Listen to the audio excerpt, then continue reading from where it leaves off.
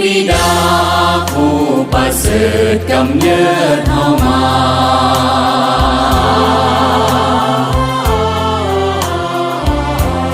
เหมือนมารดาทุ่มกายาให้กายอบอุ่น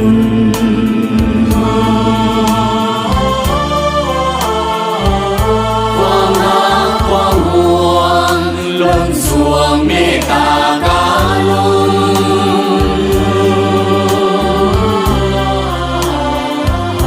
ทักมีบุญคุณยิ่งใหญ่เหลือขนา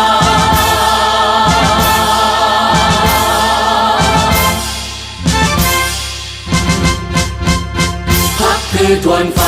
ไทยสว่างทั่วแผ่นดินลา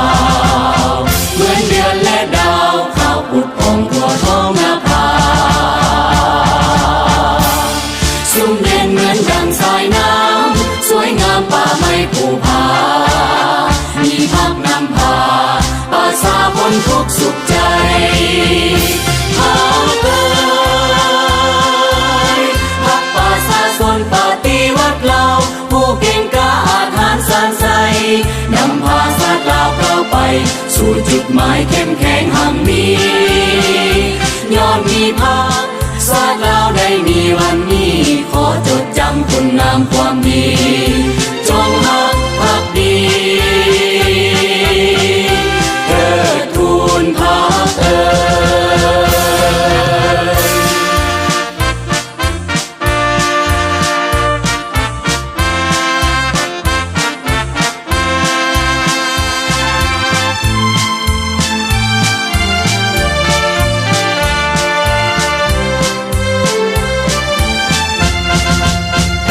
คือทวนไฟไทยสว่างทั่วแผ่นดินลา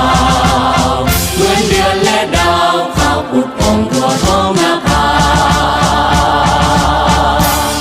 สุ่มเย็นเหมือนดังสายน้ำสวยงามป่าไม้ภูผา